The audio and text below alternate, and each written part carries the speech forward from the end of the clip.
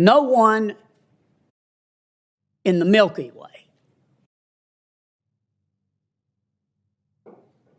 with the possible exception of one of Hunter's hookers, believes that all you're interested in is a few documents. Is your end game to subpoena Clarence Thomas and make him appear before the Judiciary Committee? I just find this extraordinary. And I find the timing of this to be extraordinary. I think most of us can agree that America is this big, wide, open, free, sometimes dysfunctional, often imperfect, but always good country. And we all love it. But we're going through a rough patch. Inflation is gutting our people like a fish. People in my state have to sell blood plasma in order to go to the grocery store. The border is wide open. And that's under the jurisdiction of this committee. Now, I know some folks think that if you oppose illegal immigration, you are necessarily a racist. That's not the way the American people look at it. The American people support legal immigration, but they look at the southern border like their front door. Most Americans lock their front door at night. Not because they hate everybody on the outside, but because they love the people on the inside. And they want to know who's going into and coming out of their home. And I don't think that's unreasonable.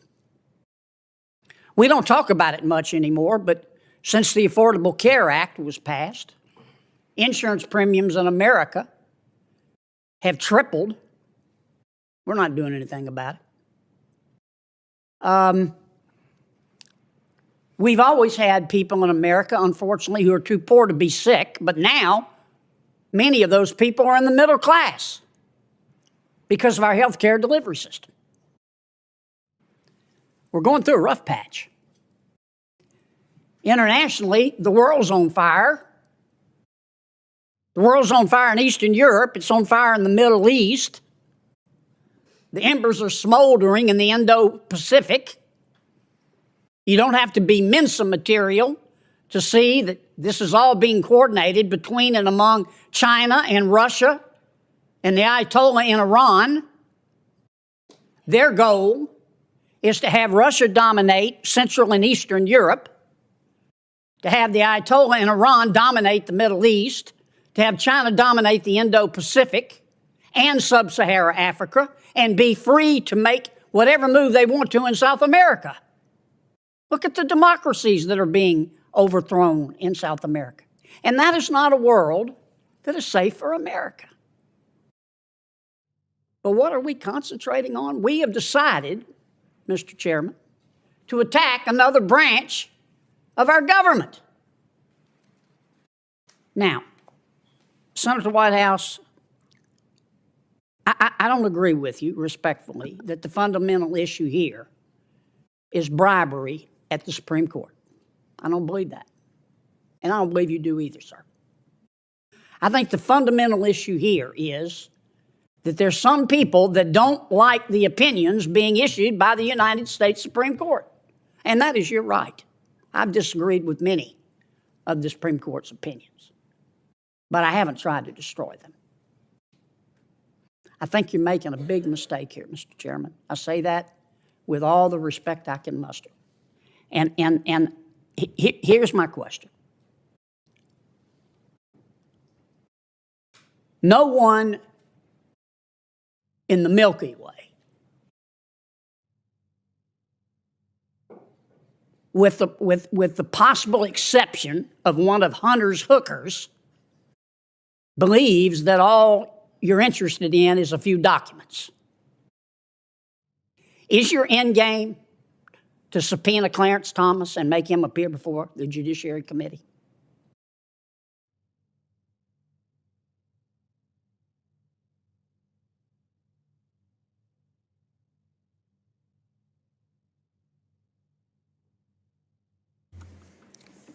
Does the senator yield the floor?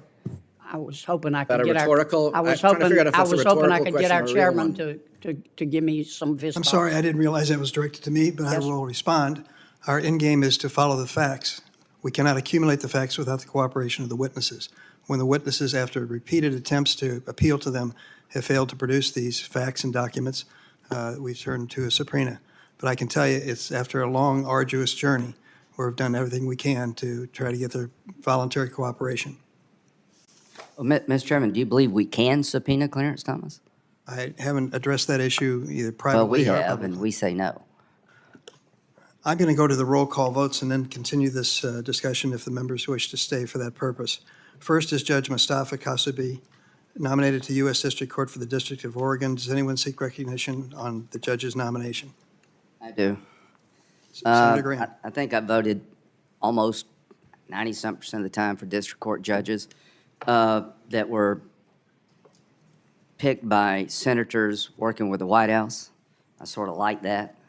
As a matter of fact, I just was able to work with the White House legal counsel to get a nominee from South Carolina up. I wouldn't have chosen any of these people, but I'm a little old-fashioned. I'd like to have senators still have input about district court judges in their state. And when you're out of power in the White House, we're working as best we can over here to find acceptable nominees. And I'm proud of what the committee's tried to do, and to the members in the minority, been, I think, very reasonable. These two are just way out of bounds. I mean, just like over the top out of bounds.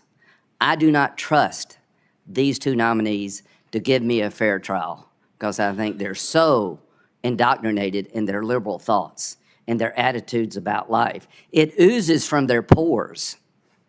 I mean, you could feel it, not just hear it. These people are really committed to their causes, of which I almost don't share any of them. And it's okay to disagree with each other, but I don't believe they could resist the temptation to be a district court judge to advance their causes. And I've never said that before in this committee. But about these two, I believe that. So I'm voting no to both. Mr. Chairman, I'm not going to repeat what my colleague Senator Cruz said about Judge Kasubi, but he's not qualified to be on the federal bench. And everybody on this in this hearing today knows that. You heard the same testimony I heard. He's entitled to his beliefs. Look, about 90% of my personal philosophy is don't hurt somebody unless you have to defend yourself. Don't steal other people's stuff, and leave me alone. If you want to use different pronouns, that is your business. I may not agree, I may not do it, but that's your business. This is America, and you're free to do that. But this judge used his authority to require litigants in his courtroom to do what he thinks is politically correct.